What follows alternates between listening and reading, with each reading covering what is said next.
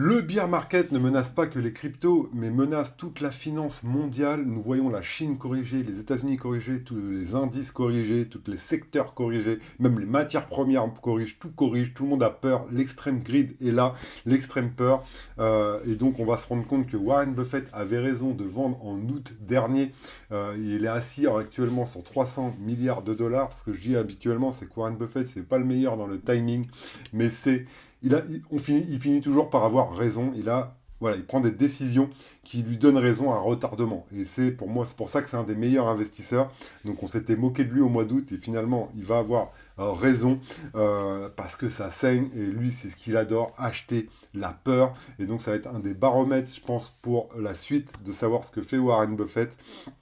Il rachètera pas, certainement pas le plus bas absolu, mais il rachètera à un super moment qui lui fera des gros gains. Et à 94 ans, il est à l'aube de faire son plus gros coup de sa vie.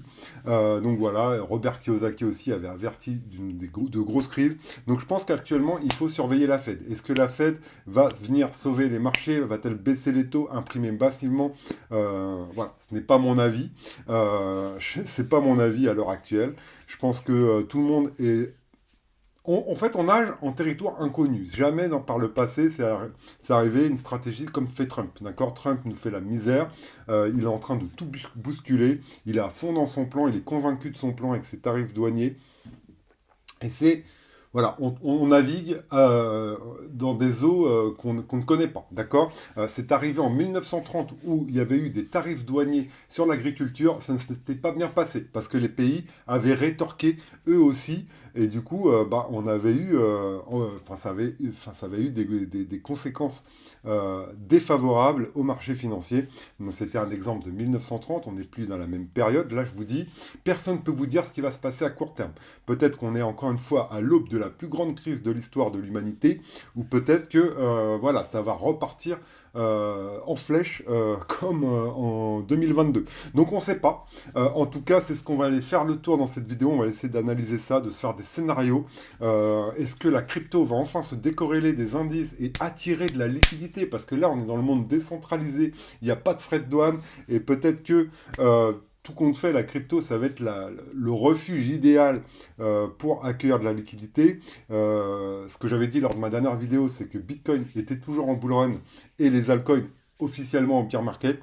Ça continue d'être le cas, mais Bitcoin est à deux doigts de lui aussi passer en bear market. Et ça va se confirmer dans la prochaine semaine. Les prochaines semaines vont être déterminantes pour la suite de tout. Donc on va voir, est-ce que Trump va faire machine arrière, est-ce qu'il va céder sous la pression? Lui, ce qui le préoccupe, c'est de refinancer la dette des États-Unis. Et je pense qu'il fait tout ça pour que les gens se réfugient justement sur les bons du Trésor américain et qu'en septembre, il espère que tout se relance. Donc on va voir si son plan fonctionne. Et je sais même pas en fait s'il a un plan. Au final, je sais même pas. Enfin, en tout cas, il tient toutes ses promesses de campagne. Euh, il y a du sens dans ce qu'il fait, parce que beaucoup de gens critiquent que les grosses entreprises ne payent pas d'impôts, notamment les GAFAM, les Amazon, les Microsoft, etc. Et finalement, ces tarifs douaniers, ça va leur faire payer des impôts, parce que par exemple, Nike, qui s'est effondré, fabrique au Vietnam des chaussures, qui leur coûtent quelques dollars pour les vendre 15 ou 20 fois plus aux États-Unis, et bien maintenant ils vont se prendre 46% de frais de douane, parce que ce qui vient du Vietnam prend 46% de frais de douane, et donc leur marge va se réduire. Et donc c'est ce qui ne plaît pas, d'accord. Les marges vont drastiquement baisser pour les gros, d'accord. Et donc voilà, le peuple, lui, par contre, il compte baisser les impôts du peuple. Donc on va voir si ça marche ce qu'il dit. Ça peut être quelque chose de bon pour nous au final, même si à l'heure actuelle, personne ne comprend ce qu'il fait, au final, ça peut être bon pour nous, que ce soit enfin ceux qui ont de l'argent qui payent, et pas ceux qui en ont moins. Voilà. Enfin, je sais pas, je dis ça, ça se trouve, c'est complètement, il va se passer complètement le contraire, parce que bien sûr, ça va créer de l'inflation. Eux, généralement, ils réduisent pas leur marge. Mais est-ce que Nike va augmenter de 46% leurs chaussures? Je ne sais pas, parce qu'est-ce qu'ils vont vendre leurs chaussures 46% plus cher? Je ne sais pas. Donc on va voir les effets que qu'il va y avoir. En tout cas, on nage en eau inconnue. Donc on ne sait pas ce qui va se passer. Trump, peut-être qu'il va passer pour un génie. En ce moment, il passe pour un débile, pour quelqu'un de fou. On verra ce qui va se passer. D'accord? Franchement, personne ne peut vous dire avec certitude ce qui va se passer. En tout cas, nous, on va analyser ça dans cette vidéo. Et justement, en début de mois, j'avais fait une vidéo que ça m'inquiétait, ce début de retournement sur les indices US. Et moi, j'avais pris les dispositions. J'étais passé en mode défensif. Et j'en avais parlé également dans ma newsletter gratuite. Donc franchement, si vous voulez rien louper de l'actualité sur les marchés financiers, sur les cryptos, eh bien, vous avez le premier lien en description pour vous inscrire, pour recevoir cette newsletter gratuite. Vous avez aussi accès à la Toolbox Crypto Legends. C'est vraiment les meilleurs outils pour vous permettre de naviguer dans les cryptos et de faire vos recherches et de faire vos analyses et d'avoir vos confirmations, vos propres confirmations. Il n'y a rien de mieux pour se bâtir un plan. Donc voilà, voilà. Dans cette vidéo, on va voir tout ce que je fais. Donc c'est parti. N'oubliez pas le like et de vous abonner à la chaîne si mon contenu vous plaît. En ce moment, je suis en déplacement, vous le voyez, je suis dans une chambre d'ado, c'est pas rangé, c'est le bordel, donc c'est pour ça que je fais moins de contenu, mais vous inquiétez pas, ça va reprendre fort, enfin, pas bientôt, parce que j'en ai encore pour 3 semaines de déplacement, mais on va essayer de faire des vidéos, donc vas-y, boostez-moi, motivez-moi avec les likes, ça me poussera à en faire plus. Allez, c'est parti, on se retrouve sur mon PC. Ok, donc on se retrouve sur mon PC et tout de suite sur le SP500. Donc regardez cette grosse bougie du SP500, on est en monthly, une bougie égale un mois.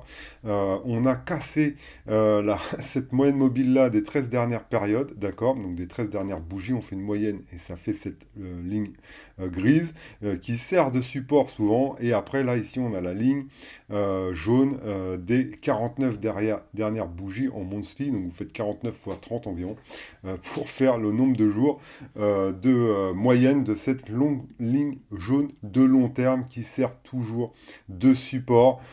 Si vous voulez mon avis, ça dépend en fait. Là, ce qu'il faut observer, c'est la Fed. Est-ce qu'elle va baisser les taux? Est-ce qu'on va s'occuper des marchés financiers? Est-ce que voilà, on va les laisser tomber au profit de sauver l'endettement des Américains? Dans ces phases-là, bah, les investisseurs quittent le navire parce que ça y est, on voit une correction. Et je pense que dans la tête des gros fonds, des investisseurs expérimentés, je pense qu'ils savent que la récession est devenue inévitable aux États-Unis. Donc voilà, ils sont en train de prendre leurs dispositions. Et du coup, c'est pour ça qu'on voit l'or monter, les matières premières, etc. Et ce que veut Trump par-dessus tout, c'est que les gens se réfugient où? Eh bien, sur les bons du Trésor américain, afin de refinancer cette dette, de faire baisser les taux et d'avoir des meilleures conditions pour refinancer. Pour le moment, les États-Unis, ils n'ont pas l'argent. Ils n'ont pas l'argent de rembourser leurs dettes. Donc, c'est pour ça. Je pense qu'il avait dans la balance un côté les marchés financiers, un côté le refinancement de cette dette. Je pense qu'il a choisi le refinancement de la dette parce que c'est ce qui est le plus important. On voit mal les États-Unis faire défaut de paiement. D'accord? Voilà. Donc, en tout cas, la situation elle est telle qu'elle est ici, telle qu'on voit. Donc on va certainement se diriger pour s'appuyer sur cette ligne jaune ici au niveau de ce support-là. Est-ce qu'on va tout casser et vraiment aller chercher des niveaux sous cette ligne jaune, ce qui n'était pas arrivé depuis 2011, d'accord? Le Covid, ça a été fulgurant. Donc deux choses. Soit on fait un espèce de Covid, un espèce de V-bottom, comme ça, un V, regardez, vous voyez bien le V. C'est-à-dire qu'on vient tout casser en une fois, on remonte tout de suite, et ça, du coup, ça doit se faire dans les mois qui dans le, voilà, là, avant, voilà, avril-mai, soit on entame un marché baissier beaucoup plus long, d'accord? Regardez ici en 2022. Là, on a tout arraché.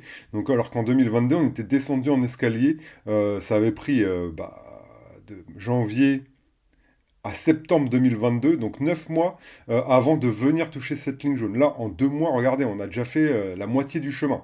Donc je pense que soit la Fed intervient, elle imprime, on fait un plan de relance sur les marchés, soit on se fait un 2008. D'accord? C'est un 2008 ou voilà, un 2000, la bulle des dot-com ici. Et on voit que ça, c'est beaucoup plus long. Parce que regardez ici, celui qui a investi en 2007, d'accord, il est redevenu en profit en 2013. 5 ans, 6 ans, pardon. 6 ans ici avant de revenir à l'équilibre sur le SP500. C'est un indice, hein, c'est comme ça qu'on voit la santé des marchés US. Et regardez, ça a corrigé pendant donc novembre 2007, ça a commencé. Voilà, et on a eu la fin en 2009. On a eu 2 ans de baisse, d'accord? Donc ça, c'est... Et là, en septembre 2000, on a eu ça, le début de la baisse, septembre 2000, et on a eu la fin en 2003. Donc voilà, si on a ce genre de choses, on va avoir 2 à 3 ans de... Soit on descend pendant 2 3 ans, donc voilà, on croise à la baisse, la Golden Cross se croise à la baisse, d'accord? Du coup, on va aller chercher des niveaux bien en dessous, d'accord? Et là, clairement, bah, quand on voit la montée verticale du marché américain, bah, voilà, il y a la plus grande zone de support, c'est là, d'accord? Donc voilà, faut attendre, on ne sait pas trop ce qui va se passer, personne ne peut vous dire, certainement pas moi, qui suis pas en expert en trading, vraiment comme ça, enfin moi je suis un investisseur long terme. Voilà, moi je sais que Warren Buffett il est en cash à l'heure actuelle. Il avait prévu ça en août, beaucoup de gens se sont moqués de lui. Lui en fait il a des warnings, il agit, d'accord? Et souvent je dis que Warren Buffett il n'est pas reconnu pour son timing, il est reconnu pour faire des bons coups, et souvent ça met 1 an ou 2 avant qu'il ait raison. Et peut-être dans l'immédiat, au début, on se moque de lui. Et après, on dit, oh là là, c'est un génie. Pourquoi? Parce qu'il a des indices. Il réfléchit pas plus que ça. Il met pas trop de sentiments. Et hop, il prend des actions. Donc là, voilà. Maintenant, si on va sur le Bitcoin. Le Bitcoin tient plutôt bien. D'accord? Le Bitcoin tient plutôt bien, même si là, à l'heure actuelle, il corrige. Alors, je vais mettre combien de temps à trouver mon bon graphique? Je sais pas, voilà. C'est celui-là que je vous partage depuis longtemps. Je vous dis que cette zone, elle attire comme un aimant. Et là, on se dirige dessus. On se dirige dessus, regardez, on se dirige sur cette zone de support que j'ai marquée ici entre 69 000 et 71 000. On devrait rebondir dessus, on devrait latéraliser ici. Est-ce qu'on va aller plus bas? Je ne sais pas. À l'heure actuelle, regardez, là, clairement, en monthly, on est à 2 doigts de passer officiellement, pareil, en bear market. Regardez, quand la MACD s'allume en rouge, eh bien, c'est généralement mauvais signe. Elle s'est jamais trompée également. Regardez, en rouge, c'est qu'on part en bear market. Rouge, on part en bear market. Pour moi, c'est un des indicateurs qui me dit que potentiellement, si Bitcoin ne sert pas de réserve de valeur, bah, c'est que certainement on va aller plus bas. Et regardez ici, bah, on peut venir retester clairement les 50 000 $. Donc c'est un scénario baissier, clairement. Encore une fois, c'est personne ne peut vous donner des confirmations à l'heure actuelle parce que c'est du jamais vu ce qui se passe. Les tarifs douaniers, on n'a pas vu ça depuis 1930, comme je vous disais, où il y avait un cas, et c'était pas comme l'a fait Trump, comme ça aussi, bah, il balance ça comme ça en bombe. Il veut refaire vraiment l'économie. Enfin, voilà. Donc, on ne sait pas. Franchement, même moi, je sais pas. Et pour le moment, je suis hésitant. Je suis hésitant et j'observe avant de prendre les bonnes décisions. Ce qui est sûr, c'est que j'accumule de l'Ethereum parce que si crise il y a, eh bien, c'est la valeur qui va attirer les liquidités, la valeur des actifs qui sont sous-valorisés. D'accord? Et pour moi, bah, la seule actif qui est sous-valorisé clairement dans les cryptos à l'heure actuelle, bah, c'est Ethereum. Là, on le voit à 1 400 $. Donc on est au niveau de l'ATH de 2018. Regardez, on est pile dessus à l'heure où je fais cette vidéo. Donc voilà. Donc à l'heure actuelle, pour moi, bah, on est en bear market. C'est ce que je vous avais dit sur les altcoins. Donc ça, c'est officiel. On est en bear market sur les altcoins, clairement. Il n'y a que Bitcoin pour le moment qui ne l'est pas officiellement. Pour moi, comme je vous disais, Bitcoin va rentrer officiellement en bear market lorsque on va, voilà, ici, regardez, la MACD, elle va s'allumer. Et regardez en hebdo,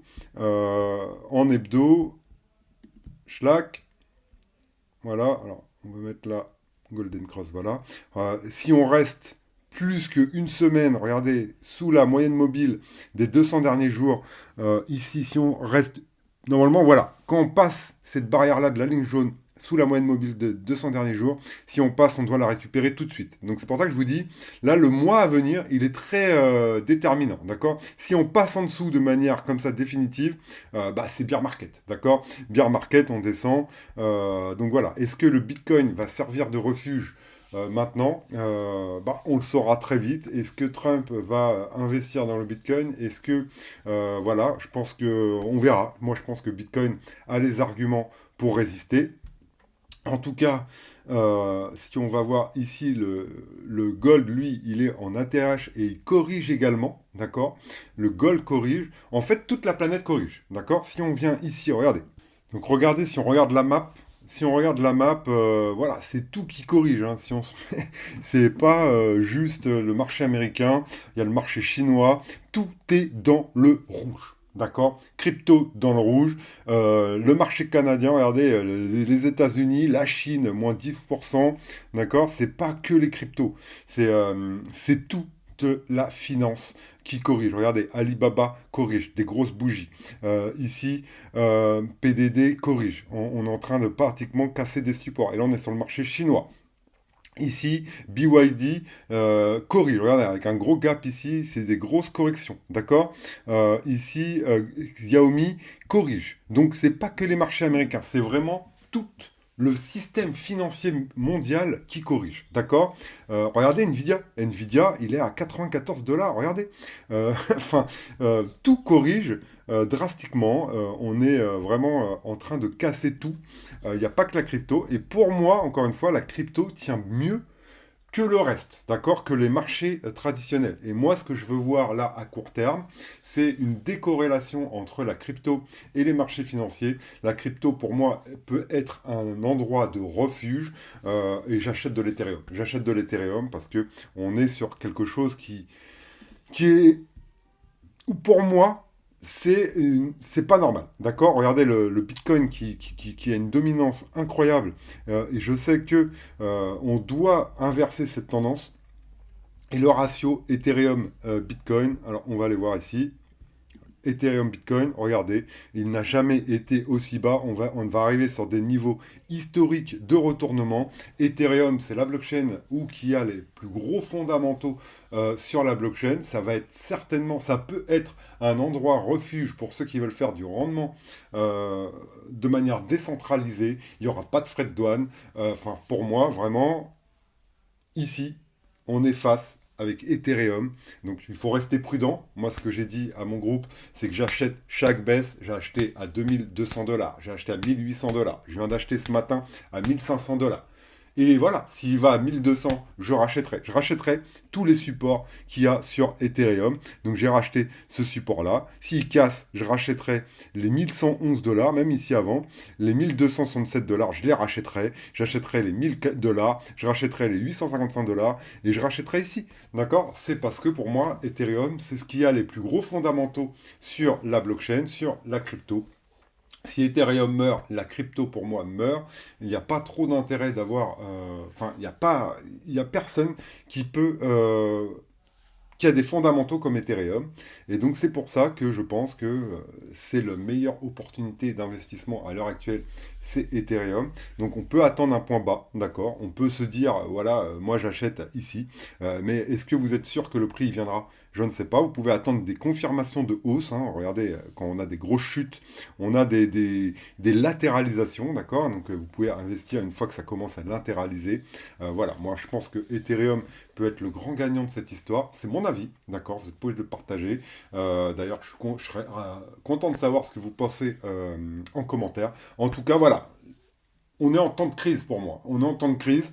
Euh, le bear market ne guette pas que les cryptos. Je pense que c'est toute la finance mondiale qui est en bear market. Et voilà, il faut en prendre note. Et je pense que Warren Buffett a eu raison. Il est en cash et bientôt il va acheter le sang.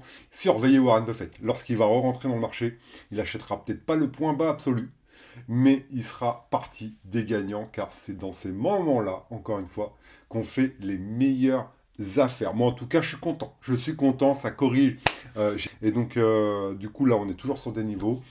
Bientôt, il y aura des niveaux d'invalidité. Donc, il faut prendre ses dispositions, d'accord? Encore une fois, si vraiment euh, on vient passer, là on clôture sous la moyenne 200. Si on vient faire 1, 2 semaines sous, ce sera pas bon signe parce que c'est jamais arrivé auparavant de passer sous cette moyenne jaune, encore une fois, et de rester pour repartir en bull run. D'accord? À chaque fois qu'on est passé en dessous, on est venu faire un bear market.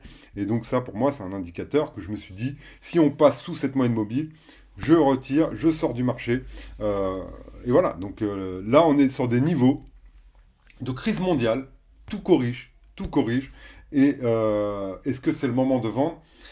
Bah, je sais pas. Je sais pas parce que on est sur des points bas. Généralement, on vend pas des points bas. Et généralement, quand il y a une chute de ce type, il y a toujours un rebond derrière. En tout cas, faites les bons choix.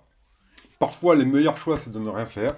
Et voilà, c'est ce que je voulais vous partager aujourd'hui. N'oubliez pas le like dans cette vidéo, de vous abonner à ma newsletter pour ne rien louper sur les marchés financiers du bull run. Bientôt, on sera peut-être plus en bull run. Donc, je dis le bull run, mais officiellement, on l'est toujours tant qu'on tient ces niveaux avec le Bitcoin. Et donc, voilà, je pense que tout est dit. Je vous dis à une prochaine.